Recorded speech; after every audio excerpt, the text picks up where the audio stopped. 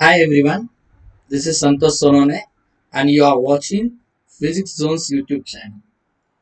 तो लास्ट जो लेक्चर है उसमें हमने बहुत ही इम्पोर्टेंट टॉपिक आपके सिलेबस का स्टार्ट किया है एंड वह है simple harmonic motion. Simple harmonic motion that is SHM। ये अपना सिंपल हार्मोनिक मोशन का लेक्चर 2 है। माय डियर स्टूडेंट्स, ये लेक्चर 2 है एंड ये जो सेकेंड लेक्चर हम यहाँ पर देख रहे हैं, इस सेकेंड लेक्चर में और आगे के कॉन्सेप्ट आपके बहुत अच्छी तरह से क्लियर होंगे। सिर्फ आपको अच्छी तरह से ध्यान देना होगा सेकेंड लेक्चर की ओर। अगर आप ये रेगुलरली अच्छी तरह से लेक्चर्स करोगे तो आपको ये टॉपिक मैंने कहा बहुत ही आसान लगने लगेगा। सो लास्ट लेक्चर में मैंने कहा था the back and forth and up and down that is to and fro motion of particle about any fixed position is called an oscillatory or vibratory motion। कुछ एग्जांपल्स मैंने आपको बताए थे, याद है आपको? मैंने कहा था अगर सपोज फॉर एग्जांपल पेंडुलम है and it is displaced from its original position, then it performs oscillatory motion like this. मैंने आपको कहा था अगर स्प्रिंग है and if block is attached to the spring, then this block also performs an oscillatory motion जो अप and डाउन होगी। Motion of needle of sewing machine is also an oscillatory motion। और मैंने ये भी कहा था आपको कि कुछ और एग्जांपल्स आप कलेक्ट करो एंड कमेंट्स में लिखो या मुझे सेंड करो। कौन कौन से एग्जांपल्स है जो ऑसिलेटरी मोशन के आपने फाइंड किए? यस, बहुत सारे एग्जांपल्स होंगे सराउंडिंग में, आप देखेंगे। और कुछ मैं बता रहा हूं, जैसे फॉर एग्जांपल ट्यूनिंग फोर्क आपने देखा होगा। If this tuning fork is struck on a rubber pad, then ये जो sides of this tuning forks, इन ये जो साइड्स है इनको कहा जाता है आर्म्स।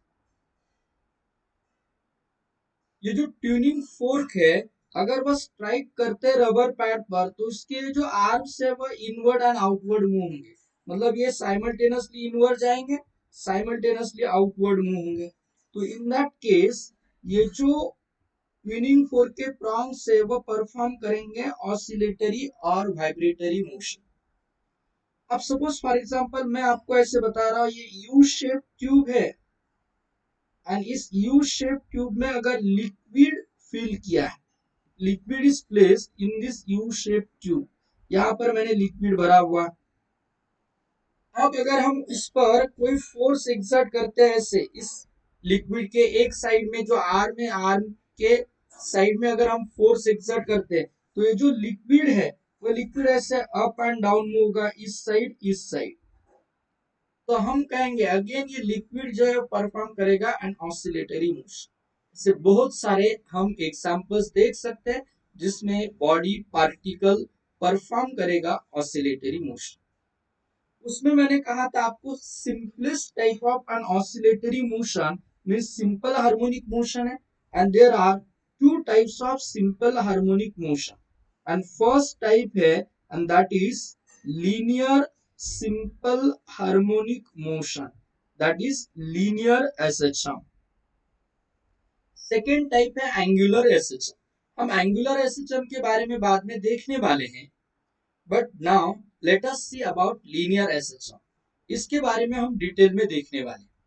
अब लीनियर सिंपल हार्मोनिक मोशन, एक सिंपल स्टेटमेंट बताया था मैंने कि यह path is a straight line. Of course यहाँ पर पार्टिकल ऑसिलेटरी मोशन परफॉर्म करेगा एंड वो ऑसिलेटरी मोशन में पाथ होगा स्ट्रेट लाइन। देखो ये पाथ दिखाई दे रहा है आपको, स्ट्रेट लाइन पाथ। यह पार्टिकल जो भी ऑब्जेक्ट होगा वो मूव होगा अबाउट अ फिक्स पोजीशन, एक फिक्स पोजीशन के about. That fix position is called mean position और इक्विलिब्रियम पोजीशन। उस फिक्स पोजीशन को डियर स्टूडेंट्स कहा जाता है मीन पोजीशन और इक्विलिब्रियम पोजीशन। ओके, तो ये पार्टिकल ऑसिलेट होगा about this fix position called mean position, and ये ऑसिलेट होगा बिटवीन दिस टू पोजीशन, इन दो पोजीशंस के बीच में। So these two positions are called extreme positions, and in extreme positions को मैं नाम देता हूँ A and B. So remember O क्या बताया मैंने, O है डियर स्टूडेंट्स मीन पोजीशन और equilibrium position, A and B क्या है, तो दोनों है एक्सट्रीम पोजीशंस। यहाँ पर मैंने एक बात बताई थी आपको, Here, displacement covered by the particle is always measured from its mean position. Displacement कहाँ से मेजर करना है, मीन पोजीशन, कौन सा पॉइंट, O। तो जब पार्टिकल मूव होगा वो पॉइंट से हम इधर डिस्प्लेसमेंट मेजर करेंगे। ओके, जैसे फॉर एग्जांपल मैं ऐसे कंसीडर कर रहा हूं कि पार्टिकल आ गया P पॉइंट पर, पार्टिकल है P पॉइंट, तो डिस्प्लेसमेंट कैसे मेजर करेंगे आप, तो डिस्प्लेसमेंट डियर स्टूडेंट्स ये होगा डिस्प्लेसमेंट की डायरेक्शन x, मैं x से वो डिस्प्लेसमेंट डिनोट कर रहा, वो x जो है वो होगा इन दिस डायरेक्शन, दिखाई दे रहा है x, x ये इस डायरेक्शन में हम मेजर करेंगे, गॉट इट। तो डिस्प्लेसमेंट, अब मुझे बताओ सपोज फॉर एग्जांपल पार्टिकल अगर O से A तक मूव हुआ, और ओ ए ये जो डिस्टेंस है ओ ए जो डिस्टेंस है वो अगर मैंने कहा 10 सेंटीमीटर है, ये 10 सेंटीमीटर है, जरा ध्यान से देखो व्हाट आई एम टेलिंग, कि यहाँ पर मैंने एक सिंपल कॉन्सेप्ट आपको बताया कि डिस्प्लेसमेंट क्या है, distance covered by the particle from its mean position x, clear है, it's a distance covered by the particle from its mean position. अब मुझे बताओ अगर पार्टिकल O से A तक गया, मतलब डिस्प्लेसमेंट कितना हो गया, O to A 10 centimetre, good. और अगर वो O से A पर गया वापस P पॉइंट पर आ गया, एंड P टू A ये जो मैं बता रहा हूं PA ये सपोज 6 सेंटीमीटर है, तो displacement covered by the particle कितना होगा, कितना होगा, OA 10 AP 6, तो displacement means what, distance covered by the particle from mean position, O से मेजर करना है एंड फाइनल पोजीशन तक, तो डिस्प्लेसमेंट इतना ही हो गया, दैट इज ओपी। मतलब ओए में से आपने पीए निकाल दिया तो जो बचता है वो ओपी होगा।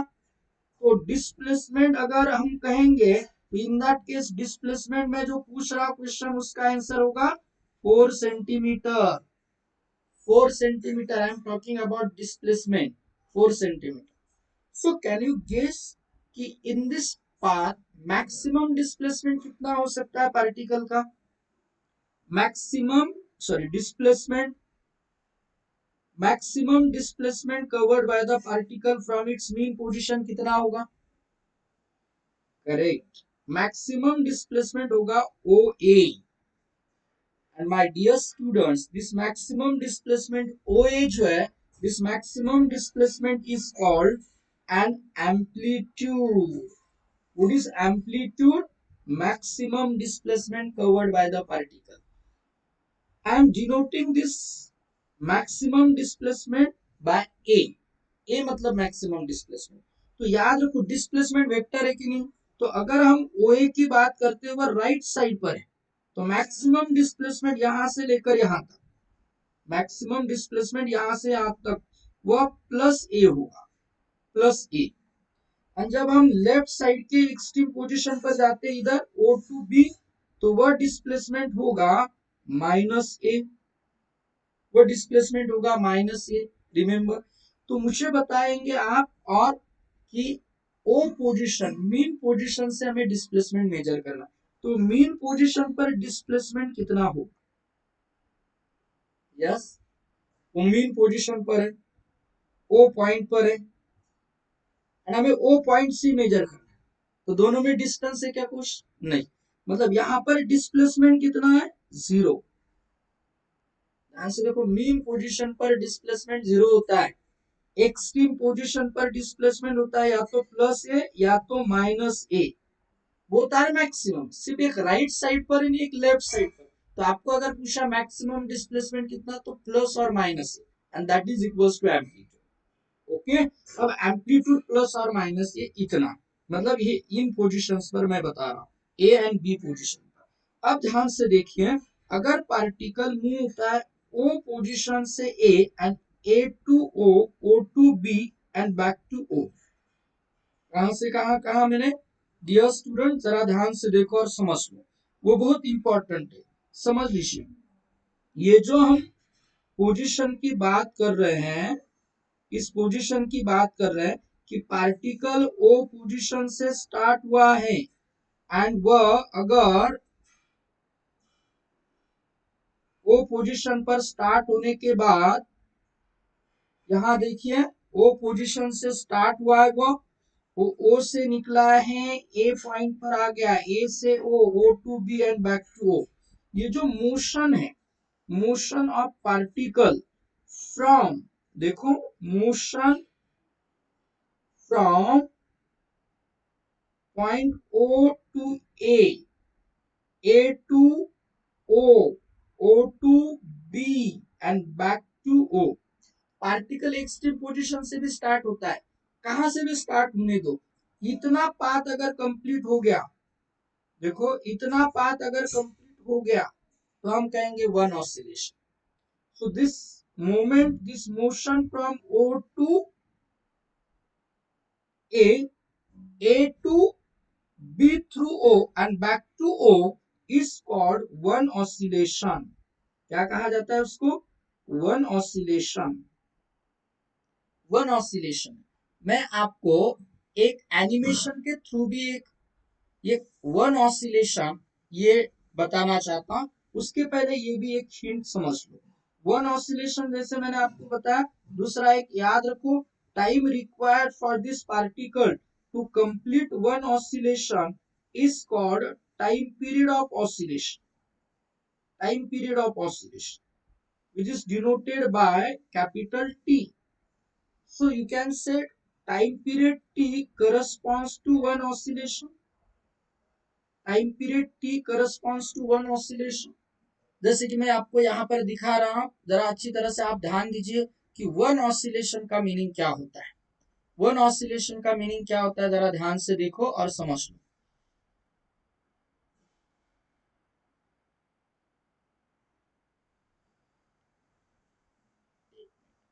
तो आपको ये स्क्रीन में दिखाई दे रहा होगा, एक पेंडुलम की अरेंजमेंट है। एंड अगर आप देखेंगे तो सपोज फॉर एग्जांपल मैं अगर इसको रिलीज करता हूं फ्रॉम दिस पोजीशन, तो देखो आपको एक ऑसिलेशन ये मूवमेंट दिखाई देगी। ब्लू कलर की लाइन को आप ऑब्जर्व कीजिए, ब्लू कलर के लाइन को, यह है डियर स्टूडेंट वन ऑसिलेशन, दिखाई दिए, फिर से देखिए, ये है वन ऑसिलेशन। ओके, अब ये वन ऑसिलेशन है, इसको कंप्लीट होने के लिए जितना टाइम लगता है that is time period of oscillation, time period of oscillation.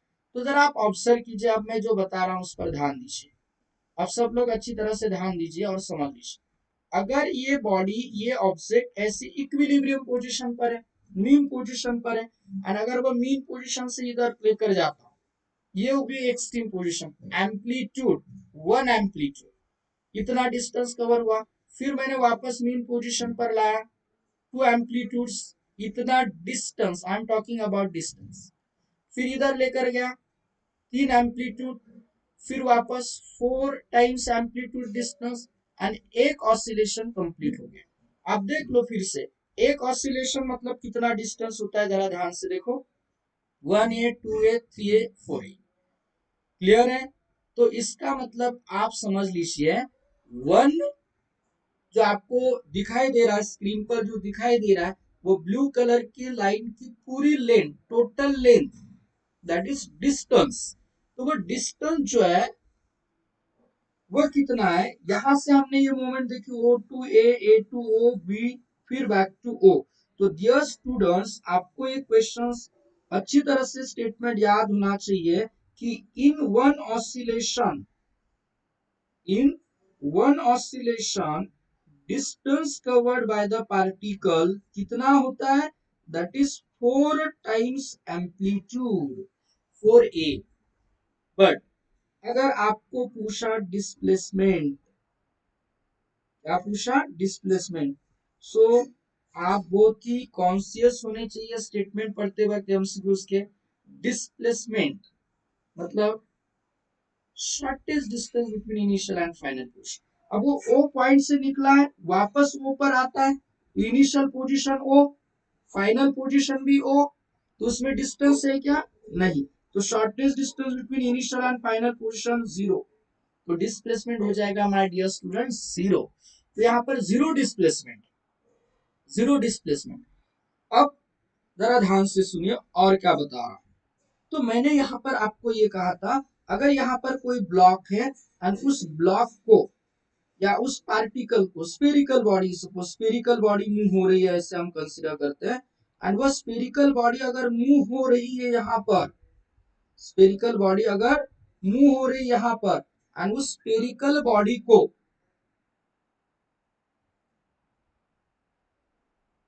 Just wait, यह स्फेरिकल बॉडी को हमने यहाँ पर रखा है मीन पोजीशन पर, यहाँ पर दिखाई दे रहा है आपको मीन पोजीशन पर, एंड वह अगर ऐसी मूव होती है तो यू कैन से वो ऑसिलेटरी मोशन परफॉर्म करे। देखो ओ पॉइंट पर है, ए पर गया पार्टिकल, फिर ए से O, O to B, B to O, ये ऑसिलेटरी मोशन परफॉर्म कर रहा है, करेक्ट है। बट अगर वो पी पॉइंट पर आता है हम रिलीज करते हैं तो वो वहीं पर नहीं रहेगा, वो वापस ओरिजिनल पोजीशन पर आकर दूसरे पोजीशन पर चला जाएगा।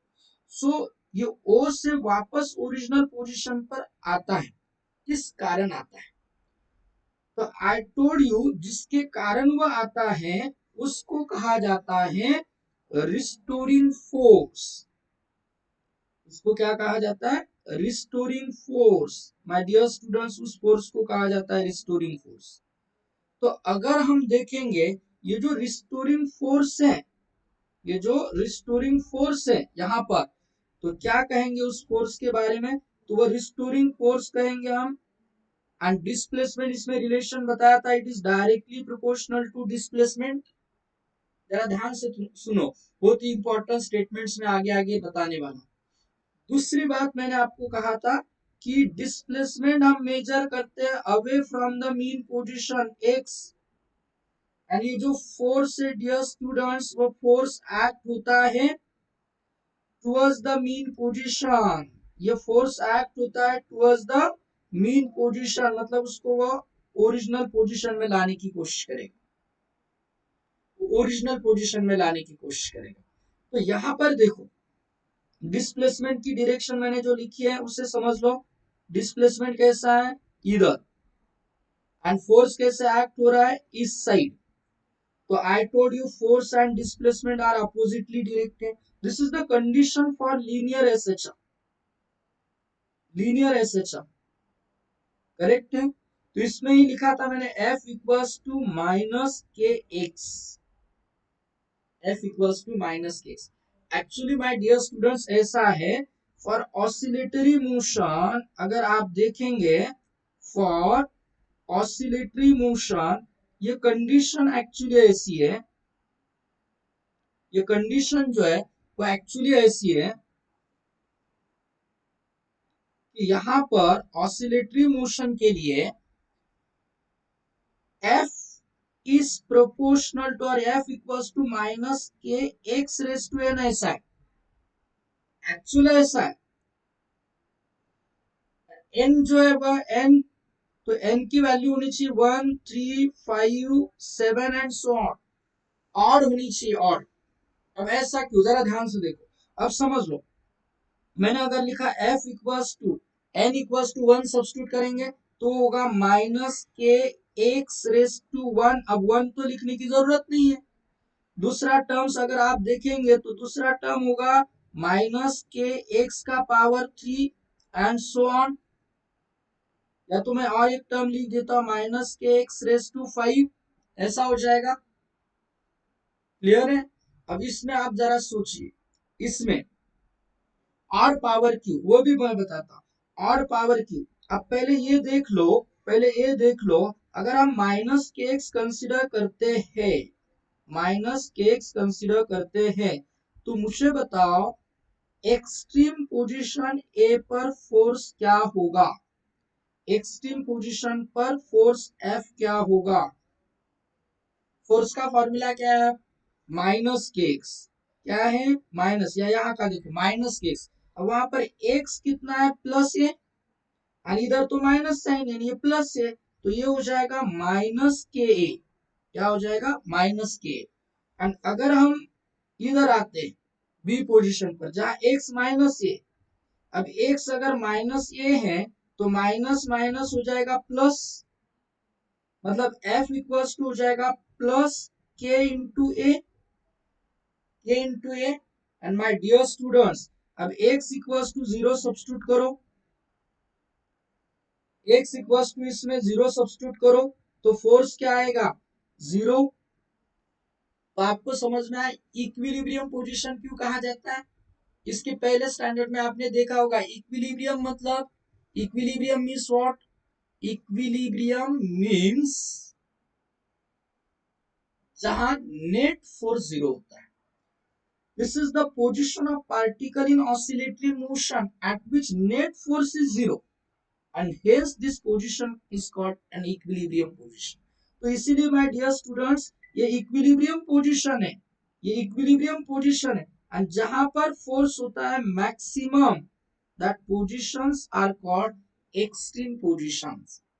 एक्सट्रीम पोजीशन मतलब फोर्स मैक्सिमम, तो यहाँ पर फोर्स माइनस और प्लस के दोनों भी मैक्सिमम है, सिर्फ एक राइट साइड पर एक लेफ्ट साइड पर। बट मैं आपको बता रहा हूं ऑसिलेटरी मोशन के लिए ये पार्ट है, ये कंडीशन है।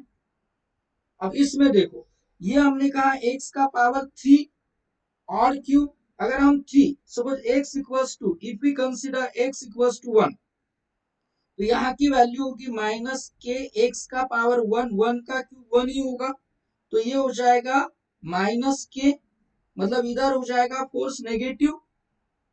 एंड जब मैं कंसिडर करता हूं एक्स, एक्स यहां पर, तो माइनस हो जाएगा। अब एक्स इक्वल्स टू -1 हम सब्स्टिट्यूट करेंगे, तो माइनस के इंटू -1, तो माइनस माइनस प्लस के हो जाएगा, मतलब यहाँ पर आएगा फोर्स पॉजिटिव, यहाँ पर फोर्स पॉजिटिव, यहाँ पर नेगेटिव, क्योंकि 1 का ऑड पावर क्यूब -1 ही होगा, इवन होगा तो वो माइनस नहीं रहेगा। तो ये कंडीशन है, ऑड ऑड होना चाहिए इनकी वैल्यू। तो इसमें अब मैं जो बता रहा हूं उस पर ध्यान से देखिए, इसमें इन सभी टर्म्स में लिखते गए हम, इसमें सिंपलेस्ट टर्म कौन सा है, सिंपल टर्म कौन सा है, तो minus k x. So this is simplest type of oscillatory motion, and the simplest type of oscillatory motion मतलब हम लीनियर ऐसे हम देख रहे हैं, linear simple harmonic motion, the simplest type of oscillatory motion। तो हम simplest type of oscillatory motion यहाँ पर स्टडी कर रहे हैं डियर स्टूडेंट्स, जिसमें F इक्वल्स टू होगा माइनस के एक्स, जिसमें F इक्वल्स टू है माइनस के एक्स। ओके, अब देखिए जरा ध्यान दीजिए और समझ लीजिए। तो अब हम बात करते हैं फोर्स एंड डिस्प्लेसमेंट इन दोनों की। यहाँ पर है डिस्प्लेसमेंट एक्स, यहाँ पर है डिस्प्लेसमेंट एक्स, एंड यहाँ पर है फोर्स एफ। ओके, अगर हम कहेंगे डिस्प्लेसमेंट जीरो तो फोर्स जीरो, देख लीजिए आप जहां पर डिस्प्लेसमेंट जीरो है वहां फोर्स जीरो है। ओके, अब मेरी बात ध्यान से सुनिए कि फोर्स, अब मैं डिस्प्लेसमेंट को लेकर जा रहा हूं right side, positive displacement, displacement positive, लेकिन फोर्स तो आने वाला आंसर नेगेटिव ही होगा, फोर्स नेगेटिव ही होगा। तो देखो डिस्प्लेसमेंट इतना, फोर्स इतना नेगेटिव, डिस्प्लेसमेंट इंक्रीज हुआ, फोर्स भी इंक्रीज हो गया, इधर आ गया, इधर से इंक्रीज हो गया, डिस्प्लेसमेंट इंक्रीज होगा, फोर्स इंक्रीज होगा। तो हम कहेंगे यहाँ पर जो ग्राफ होगा वह इस तरह से होगा। तो F is directly proportional to minus x का मीनिंग ही है डायरेक्ट प्रोपोर्शनल, मतलब ग्राफ कैसे आने वाला है, स्ट्रेट लाइन। तो यहाँ पर हम देखेंगे तो ऊपर अगर जाते हैं तो डिस्प्लेसमेंट भले ही नेगेटिव होगा लेकिन force positive, displacement negative, force लेकिन पॉजिटिव। तो यहाँ पर देखो डिस्प्लेसमेंट नेगेटिव साइड इस साइड है एंड फोर्स इस साइड है अपवर्ड पॉजिटिव, इधर नेगेटिव। तो फोर्स आने वाला आंसर पॉजिटिव होगा, force minus x, x negative तो फोर्स भी फोर्स पॉजिटिव। तो graph between force and displacement इस तरह से हो। क्लियर है। दूसरी और बहुत इंपॉर्टेंट बात मैंने आपको डियर स्टूडेंट्स बताई थी एंड वह है in linear SHM, in linear SHM, in linear simple harmonic motion. मैंने आपको बताया था differential equation of linear SHM my dear students, याद है क्या आपको? डिफरेंशियल इक्वेशन बताया था मैंने, d two x upon d t square plus omega square x equals to 0। Equation फॉर्मूले लर्न होने चाहिए, परफेक्ट होना चाहिए। अगर फॉर्मूले परफेक्ट है तो न्यूमेरिकल्स बहुत आसान लगने लगे, धीरे धीरे समझ में आता जाएगा। लीनियर एसएचएम के लिए यह है डिफरेंशियल इक्वेशन, डिफरेंशियल इक्वेशन। तो मुझे बताओ डियर स्टूडेंट्स, इस डिफरेंशियल इक्वेशन में इसके हाईएस्ट पावर कितना है, उसको कहा जाता है डिग्री 2। तो ये second degree equation, my dear students, ये सेकेंड डिग्री इक्वेशन। चलो इसमें मुझे बताओ, अब आपने ये एक्सेलरेशन देखा, क्या acceleration? Rate of change of velocity with respect to time. Okay okay, velocity क्या है? Rate of change of displacement with respect to time. और दूसरा वर्ड बहुत इंपॉर्टेंट है, इसका मीनिंग क्या बताया था मैंने? डिस्प्लेसमेंट को डिफरेंशिएट करो with respect to time, d d t of x. तो डिफरेंशिएशन होता है उसका वेलोसिटी, वेलोसिटी। एंड अगर आप वेलोसिटी को डिफरेंशिएट करेंगे माय डियर स्टूडेंट्स तो आपको मिलेगा एक्सेलरेशन। आप अगर वेलोसिटी को डिफरेंशिएट करते हैं तो आपको क्या मिलेगा? एक्सेलरेशन। मतलब डिस्प्लेसमेंट का डेरिवेटिव वेलोसिटी एंड वेलोसिटी का डेरिवेटिव एक्सेलरेशन। क्लियर है।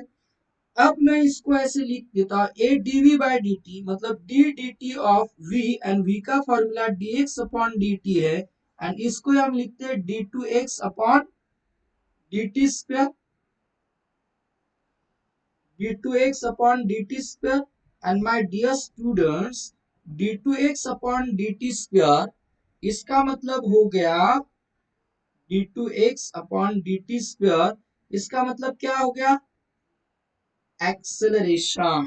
Good, acceleration. So my dear students, acceleration मतलब d2x अपॉन dt स्क्वायर है, यहां लिख दे रहा हूं मैं, यहां लिख देता हूं मैं acceleration, acceleration plus omega square x, इधर ट्रांसफर करता हूं minus omega square x.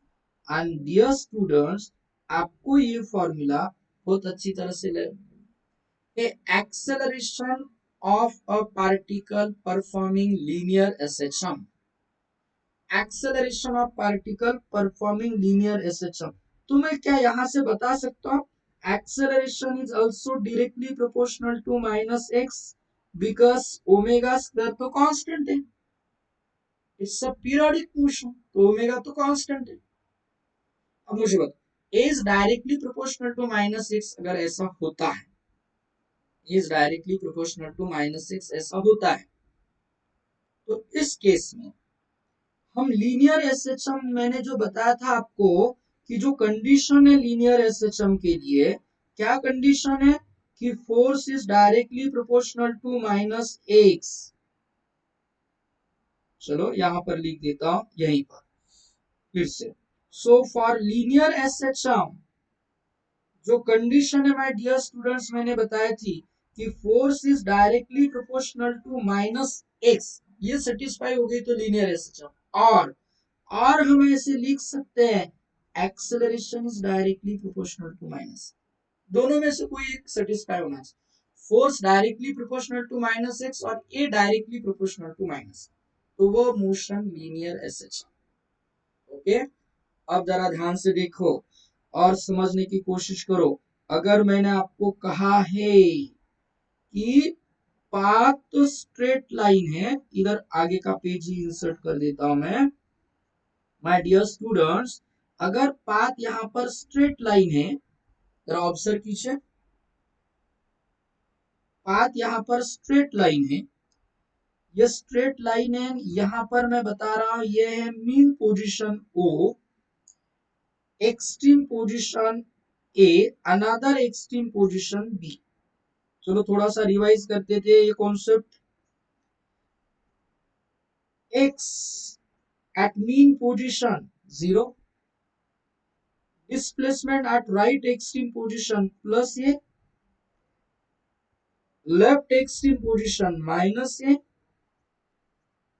Force force 0 at mean position, force minus k at right extreme position, force plus k at left extreme position। and my dear students, अब ध्यान से देखो, अब मैं formula लिख रहा हूं। at any position p अगर आपको लिखना है फोर्स का फॉर्मूला, तो फोर्स होगा माइनस के एक्स, क्योंकि x डिस्प्लेसमेंट है। अगर मैं बता रहा हूं एक्सेलरेशन एट एनी पोजीशन, तो फॉर्मूला है माइनस ओमेगा स्क्वायर एक्स। अब जरा ध्यान से देखिए, समझ लीजिए। अगर ऐसा है तो इन पोजीशन पर मैं फाइंड करना चाहता हूं, मैं फाइंड करना चाहता हूं एक्सेलरेशन, तो कुछ भी नहीं करना है। जो हमने फॉर्मूला लिखा है, जो हमने फॉर्मूला लिखा है उसमें ये जो फॉर्मूला मैं बता रहा हूं आपको, ये इसमें सिर्फ एक्स की वैल्यू प्रॉपरली सब्स्टिट्यूट करना है। मुझे बताओ मीन पोजीशन पर, मीन पोजीशन पर एक्स कितना है? मीन पोजीशन पर एक्स कितना है डियर स्टूडेंट्स? 0 है। तो यहां 0 सब्स्टिट्यूट करेंगे तो एक्सेलरेशन क्या आएगा? 0। Remember this, acceleration is 0 at mean position. फिर यहां पर क्या होगा?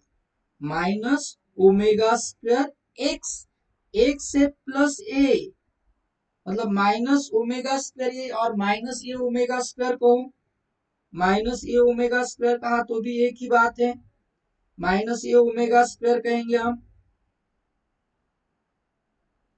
एंड इस साइड पर आ गए तो acceleration minus A omega square, तो ये नेगेटिव माइनस माइनस प्लस।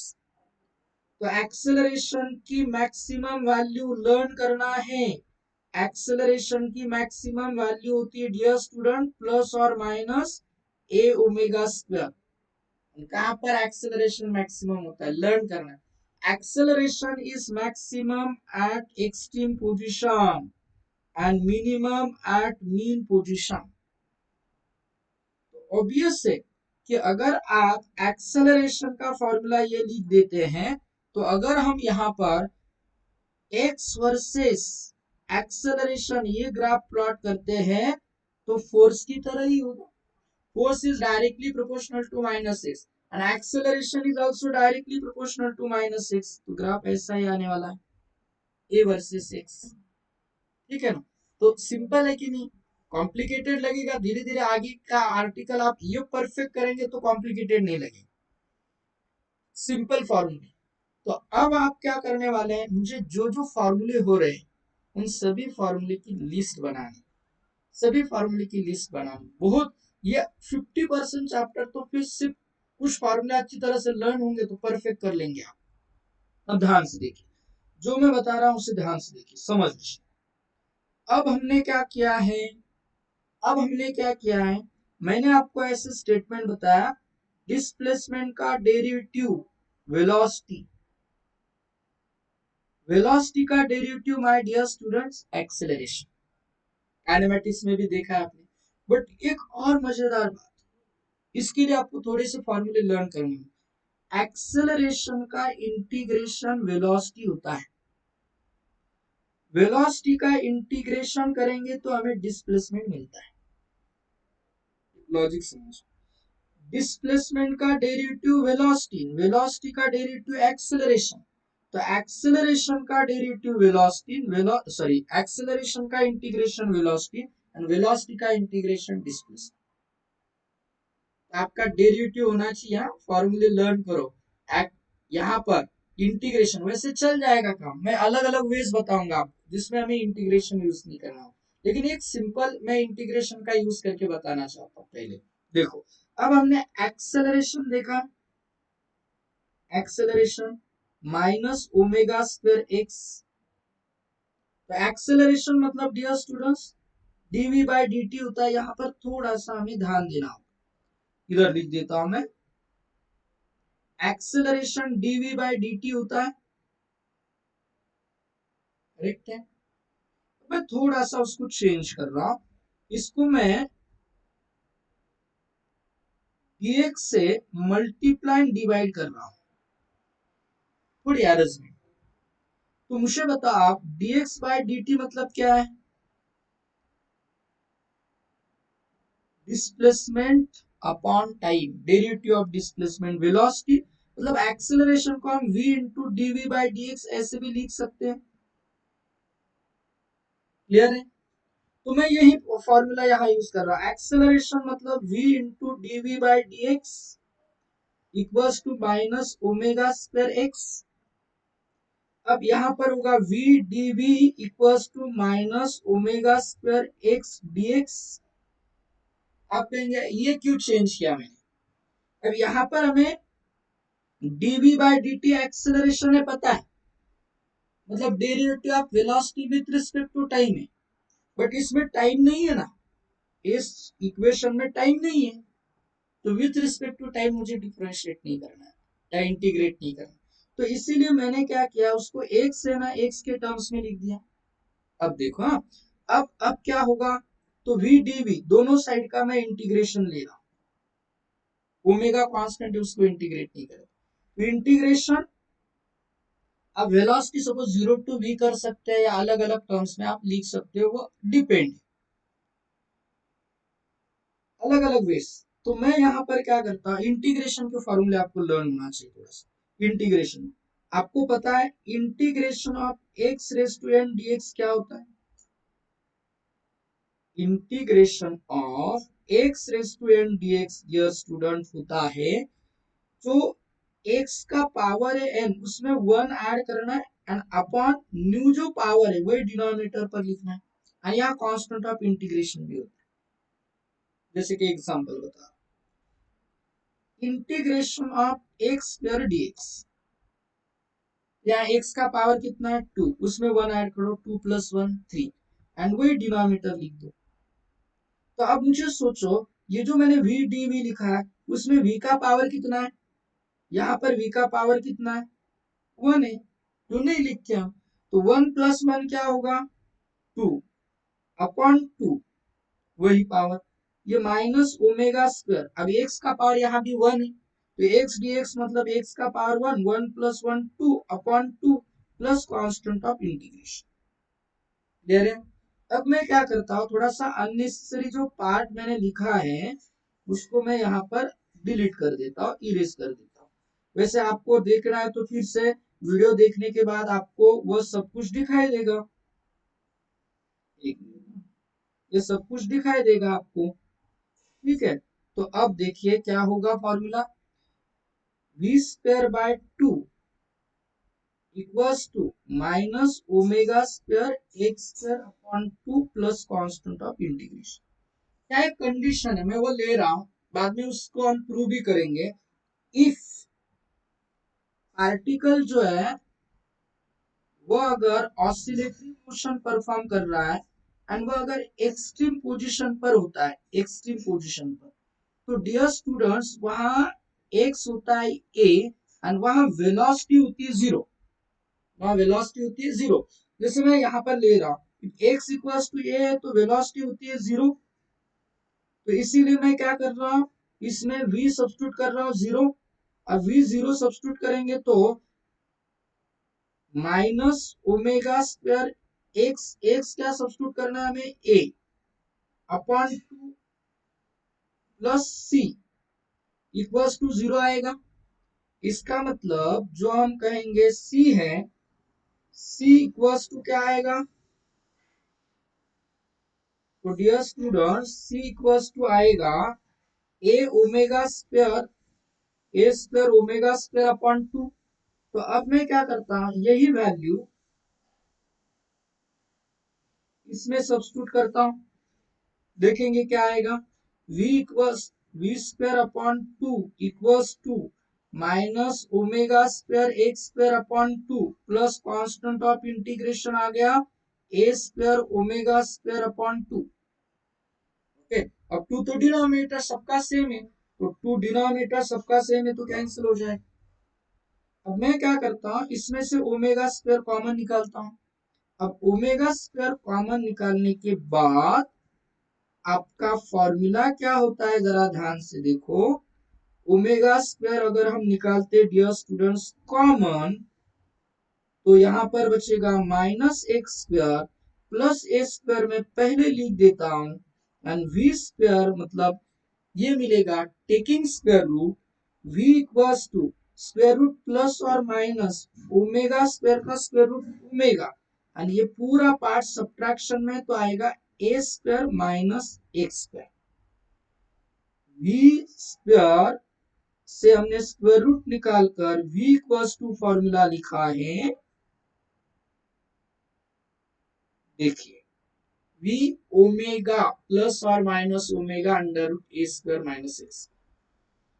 कौन सा हमने वे यूज किया, इंटीग्रेशन। अब मुझे बताओ, डिस्प्लेसमेंट को डिफरेंशिएट किया वेलोसिटी, वेलोसिटी को इंटीग्रेट किया सॉरी डिफरेंशिएट किया एक्सेलरेशन। अब वैसे मैंने आपको कहा एक्सेलरेशन को आपने इंटीग्रेट किया वेलोसिटी मिलेगी, वेलोसिटी को इंटीग्रेट करेंगे तो डिस्प्लेसमेंट मिलेगा, वेलोसिटी को इंटीग्रेट करेंगे तो हम कहेंगे हमें डिस्प्लेसमेंट मिलेगा और पार्टिकल परफॉर्मिंग लीनियर एसेशन। अब आपको फिर लगेगा और एक डेरिवेशन, लेकिन एक काम करते हम यहीं पर आज का लेक्चर स्टॉप करेंगे। भी ये फॉर्मूला सिर्फ आप लर्न करो, ये फॉर्मूला, डेरिवेशन की जरूरत है।